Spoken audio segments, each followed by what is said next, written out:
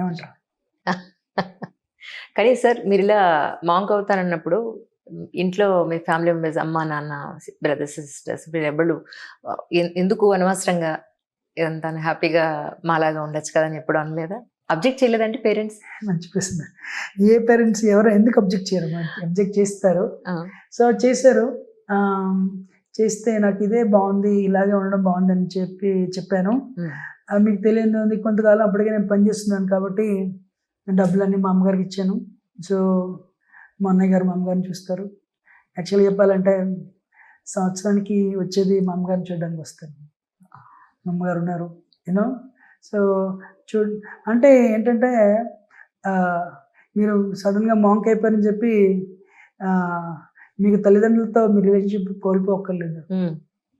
ఎందుకంటే వాళ్ళు లేకపోతే మీరు లేరు, అవునా కదా? అందుకని చెప్పి మీకు అయితే మీరు వాళ్ళకి సేవ చేయాల్సిన ధర్మం అయితే ఉంది. సో వీలైనంత చేస్తాను నేను. సో ఇక్కడ లైక్ సమాజాన్ని సేవ చేస్తున్నాను కాబట్టి fully Krishna will take care of your అనుకుంటూ ఉంటాను. అదనమాట. సో అందుకని యాక్చువల్గా ఒకసారి అయితే చెప్పాను, సో అందరికీ అయితే వచ్చేస్తే నాతో ఉండొచ్చు అని కూడా చెప్పాను. సో మా దాంట్లో ఏంటంటే హరే కృష్ణస్లో ఫ్యామిలీ దూరంగా ఉండక్కర్లేదు, you know. Especially mother and father తెచ్చుకోవచ్చు, ఆ ఫెసిలిటీ అయితే ఉంది. అంటే మా అమ్మగారు అయితే ఇక్కడ విడిచి వెళ్ళడానికి కొంచెం కష్టంగా, అది ఏజ్ వచ్చింది. కానీ సార్ అంటే ధర్మార్థ కామ మోక్షాలని మేము ఇందాక మాట్లాడుకున్నట్టు ప్రతి మనిషి కూడా చదువుకుని వాళ్ళ కాళ్ళ మీద వాళ్ళు నిలబడి పెళ్ళి పిల్లలు ఇంటి బాధ్యతలు వీటిల్లోనే ధర్మంగా చేసుకుంటే అంతకు మించిన గొప్ప మోక్ష మార్గం ఇంకేముంది? ఎవరిని మోసం చేయకుండా, ఎవరిని బాధ పెట్టకుండా, వాళ్ళు మనసా వాచా కర్మణ ఒక రూపాయికి పని చేస్తున్నప్పుడు ఆ పని స్వచ్ఛంగా పనిచేసి ఆ డుమ్మా కొట్టేసో లేకపోతే మోసం చేసి ఒక రూపాయి తీసుకోవాలను, పక్కవాడిని కొట్టి ఒక రూపాయి తీసుకోవాలను, అన్యాయంగా అక్రమంగా సంపాదిస్తేను, ఇలాంటివి చేస్తే అక్కడ ఒక పాపం అనేది ఒక క్రియేట్ అయిపోతుంది. కానీ అదే ధర్మంగా చేసుకుంటూ వాళ్ళ జీవితంలో ప్రతిదీ చక్కగా సంసార బాధ్యతల్ని అన్ని రకాలుగాను వాళ్ళు నిర్వర్తిస్తూ పెడుతున్నప్పుడు అంతకు మించిన గొప్ప జీవితం ఇంకేముంటుంది మీ ఉద్దేశ ప్రకారం? I agree with you. అది చెప్పడానికి అయితే ఒక వ్యక్తి ఉండాలమ్మా. అవును. సో 199 పెళ్లి చేసుకుంటారు. ఒక వ్యక్తి ఈ జీవితాన్ని ధర్మంగా జీవితాన్ని మీ ధర్మాన్ని నిర్వర్తించండి, ఈ ధర్మార్థ మోక్షాలను పాటించండి, భక్తిని అవలంబించండి, చెడుకు వెళ్ళకండి అని చెప్పడానికి ఒక వ్యక్తి అయితే ఉండాలి కదా. ఉండాలి. అది మేము. సో 1,00,000కి 99% ఆఫ్ ద పీపుల్ మీరు ఏదో చెప్తున్నారో ఆ మార్గం వైపు వెళ్తారు. సో ఇప్పుడు ఏంటంటే కర్మ అంటే వర్క్. యాక్చువల్గా జనాలు 9 to 5 వర్క్ చేస్తారు. ప్రభు అది వర్క్ కాదు బాబు, 9 to 5 ఆ వర్క్ని కర్మయోగం కింద మార్చండి అని చెప్పినాక వాళ్ళు ఉండాలి కదా. ఒకసారి మా గురువు గారిని ఒక అతను వచ్చి నువ్వు చెప్తుంది అంత తప్పు, ఇప్పుడు అందరూ సమాజంలో అందరూ మాంక్స్ అయిపోతే యూనో స్కూల్స్ ఎవరు నడిపిస్తారు, ఎవరు నడిపిస్తారు, రోడ్లు ఎవరు కడతారు, యూనో ఈ పరిపాలన యంత్రాంగాన్ని ఎవరు చూస్తారు? I strongly disagree with you, your bogus అన్నాడు అనమాట. మా గురువు గారు ఆయన అడిగారు మీరు ఏం చేస్తారు అని. అంటే నేను చార్టర్డ్ అకౌంటెన్సీ చదువుతున్నాను, పాస్ అయిన తర్వాత ఏమవుతారు? చార్టర్డ్ అకౌంటెంట్ అవుతాను. ప్రభు సమాజంలో అందరూ చార్టర్డ్ అకౌంట్లు ఏంటి అయిపోతే రోడ్లు ఎవరు కడతారు? ఎవరి దారి వాళ్ళదే, ఎవరు వెళ్ళే దారిలో వాళ్ళు నిబద్ధతతో ఉంటే అంతకు మించి. సమాజం నడపడానికి మీకు ఒక డాక్టర్ కావాలి, ఒక టీచర్ కావాలి, ఒక ప్రొఫెసర్ కావాలి, ఒక ఇంజనీర్ కావాలి, ఒక లాయర్ కావాలి. But you need a monk to tell everyone just కర్మ చేయకండి, 9 to 5 జాబ్, యూనో డబ్బు సంపాదించడం అండ్ ఎంజాయ్ చేయడం కాకుండా కర్మకి రియాక్షన్ ఉంటుంది. అది మిమ్మల్ని నంబర్ 8 అంటే ఇలా తిప్పితే ఇన్ఫినిటీ. మీరు జనమరణ చక్రంలో ఇరుక్కున్నారు. ఆ కర్మయోగం చేయండి. అంటే యజ్ఞార్థాత్ కర్మణోన్యాత్ర లోకోయం కర్మ బంధన. You did this activity for the pleasure of supreme. భగవద్గీతలో కృష్ణుడు ఏమంటాడంటే నా తాలూకా ఆనందం కోసం మీ కర్మ చేయండి, మీ కర్మల తాలూకా ఫలితాలు నాకు అర్పించండి. కర్మణ్యేవాధికారస్తే మా ఫలేషుకృతాచన. అందుకని కృష్ణుడు భగవద్గీతలు అర్జునుడితో ఏమంటాడంటే మామనుస్మర యుద్ధేచ్ఛ, నన్ను తలుచుకుంటూ యుద్ధం చేయమంటాడు. యూనో ఇప్పుడు దుర్యోధనుడు యుద్ధం చేశాడమ్మా, అర్జునుడు యుద్ధం చేశాడు.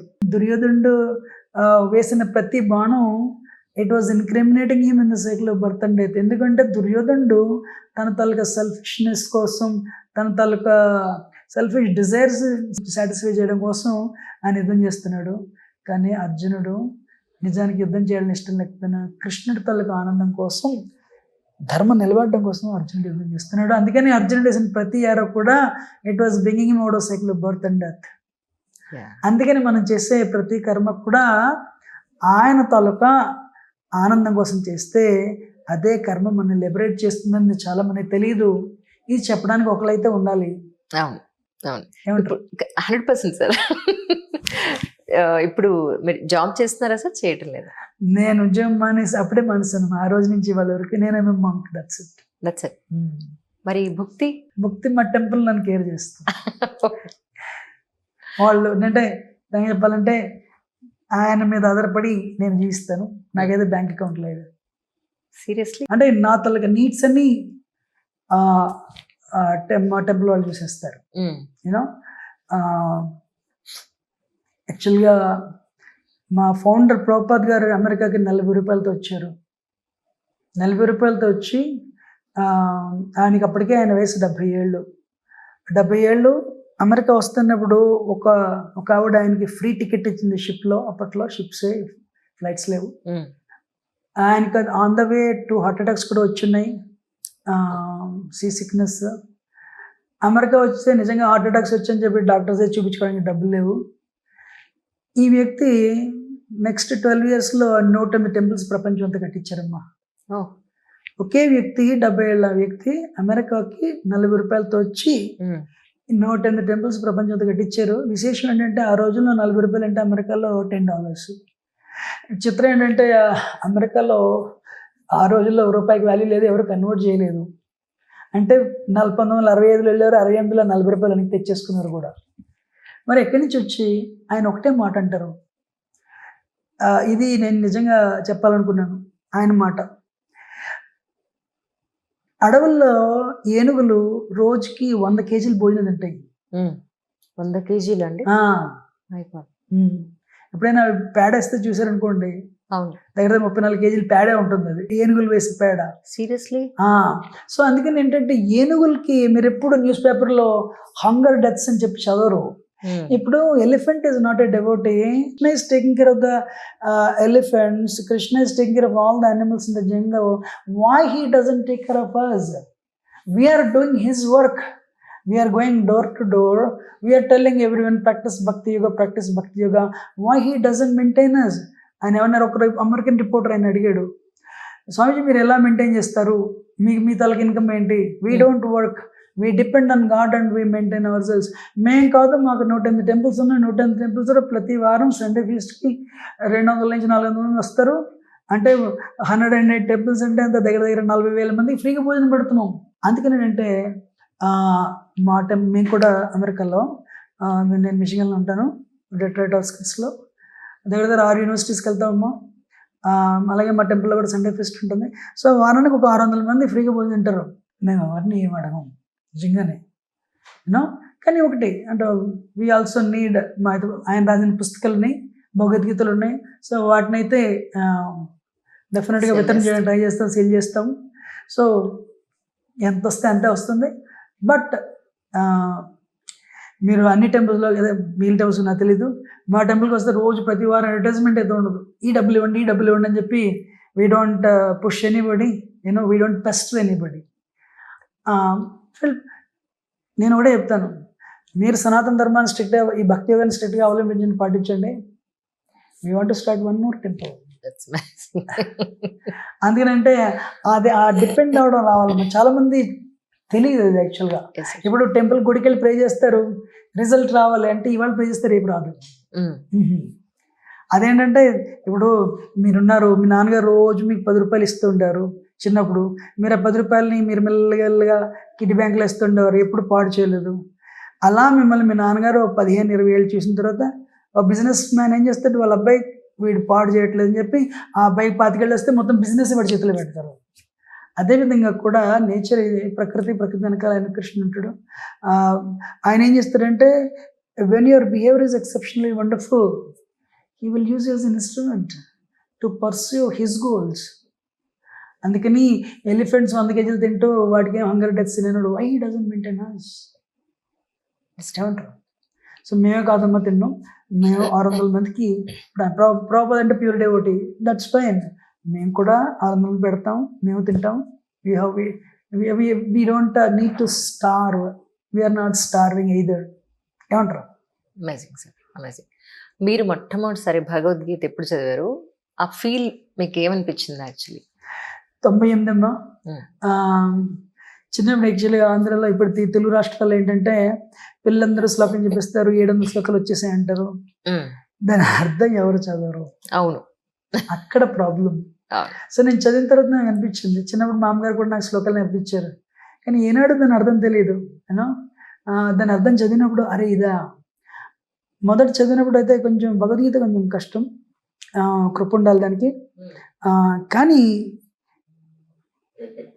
శ్లోకాలు ఒక ప్యారెట్ లాగా, ఒక చిలుకలాగా వల్లి వేసే బదులు ఒక శ్లోకం చదివి దాని అర్థం చదివి దాన్ని జీవితంలో అప్లై చేస్తే వచ్చే రిజల్ట్ బెటర్. యాక్చువల్గా శ్రవణం మననం నిధిధ్యాసనం, ముందు వినాలి, దాన్ని మననం చేసుకోవాలి, తర్వాత దీన్ని అప్లై చేయాలి నా జీవితంలో అని చెప్పి గట్టిగా పట్టుకుంటే ఈవెన్ ఒక శ్లోకం చదివి దాన్ని అప్లై చేసినా దాని తలక result better. But of course Bhagavad Gita absolute కాబట్టి భగవద్గీత అంటే భగవాన్ గీత, భగవంతుడి మాట, భగవంతుడి పాట కాబట్టి ఈవెన్ శ్లోకాలు వల్లి వేసినా సరే కూడా మనకి లాభం వస్తుంది. కానీ అంతకంటే ఎక్కువ లాభం రావాలంటే మనం ఒక శ్లోకాన్ని చదివి దాన్ని అర్థం చేసుకుని దాన్ని అప్లై చేయడానికి ప్రయత్నిస్తే వచ్చే లాభం ఎక్కువ. కానీ మీకు పర్సనలీ మీ జీవిత అంతిమ లక్ష్యం అంటే ఏం చెప్తారు మీరు? నా జీవిత అంతిమ లక్ష్యం అంటే ఫస్ట్ థింగ్ అమ్మా, ఇందాక చెప్పాను యాక్చువల్గా, నా అంతిమ లక్ష్యం కదా అందరికి కూడా నేను చెప్తాను, utilize your life to cleanse your heart. మీ జీవితాన్ని మీ హృదయంలో ఉన్న కల్మషాలు పోగొట్టుకోవడానికి వాడండి. ఎప్పుడైతే మీ హృదయంలో కల్మషాలు పోతాయో మీకు ఆత్మ సాక్షాత్కారం అవుతుంది. అయినప్పుడు ఏంటంటే యూ సీ దట్ పరమాత్మ super soul in everyone's heart and you serve. మీకు కృష్ణుడు ఎండ్ ఆఫ్ ద లైఫ్ ఏంటంటే all right go come back 15వ చాప్టర్ భగవద్గీతలో కృష్ణుడు అడ్వర్టైజ్మెంట్ ఇస్తాడు, ఇంటికి వచ్చేసేయి అంటాడు. నతద్భాసిత సూర్య శశాంకన పావక యద్యత్వాన్ నివర్తంతే తద్ధామ పరమమ్మ. 15వ చాప్టర్లో ఇంటి అడ్రస్ ఇస్తున్నాడు, ఇంటి అడ్రస్ ఇచ్చి అడ్వర్టైజ్మెంట్ ఇస్తున్నాడు, వెనక్కి వచ్చేయమంటున్నాడు. మీ అమ్మగారు మీరు ఎప్పుడు కాల్ చేసినా నీ డబ్బులు ఎలా ఉన్నాయని అడగరు, ఇంటికి ఎప్పుడు వస్తా అంటారు. అవునా కదా?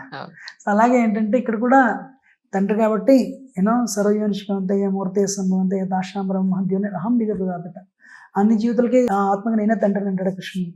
అందుకని ఇంటికి రమ్మంటాడు. సో ఆయన ఇంటికి వెనక్కి వచ్చామంటాడు, వెళ్ళిపోతాం. సో లేదు వేరే చోటుకి వెళ్ళమంటాడు, వెళ్తాం.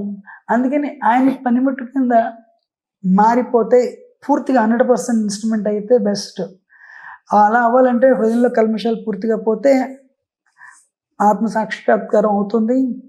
అయిన తర్వాత ఆయన వెనక్కి వచ్చేయమంటాడు, వెళ్ళిపోతాం, లేదా ఇంకో చోటుకి వెళ్ళమంటాడు. అందుకనంటే awaken the love of God is the goal of life. మోక్షం కంటే పైన ప్రేమ ఉంటుందమ్మా. అందరూ మోక్షం అంటారు. ఇప్పుడు అందరూ వెనక్కి వెళ్ళిపోతే ఇక్కడ ఉద్ధరించే వాళ్ళు ఎవరు ఉంటారు? నరసింహస్వామి ప్రహ్లాదుని అంటాడు అనమాట. ప్రహ్లాదుని వెనక్కి వచ్చేసి అంటాడు 7వ స్కందం భాగవతంలో. ప్రహ్లాదుని అంటాడు, నేను నా బ్రదర్స్ అండ్ సిస్టర్స్ వీళ్ళందరూ ఇక్కడ ఉండిపోయారు, ఈ మాయలో పడి ఇక్కడ ఎంజాయ్ చేయడానికి ట్రై చేస్తున్నారు, అటువంటి వాళ్ళు ఉన్నంతకాలం నేను వెనక్కి రాను, ఇక్కడే ఉండి భక్తిని ప్రచారం చేస్తాను, నీ పాద పద్మాలు నీ చేరడానికి నాకు మార్గం నాకు తెలిసిపోయింది, ఎప్పుడు కావాలంటే అప్పుడే నేను వెనక్కి వచ్చేయగలను స్వామి, నేను ఇక్కడే ఉండి నేను ప్రచారం చేస్తాను భక్తిని, అందరినీ తీసుకొస్తాను వెనక్కి ఇంటికి, అందరూ వచ్చిన తర్వాత నేను వస్తానంటాడు. అర్థమైందా? సో అది మీ అల్టిమేట్ గోల్. రైట్.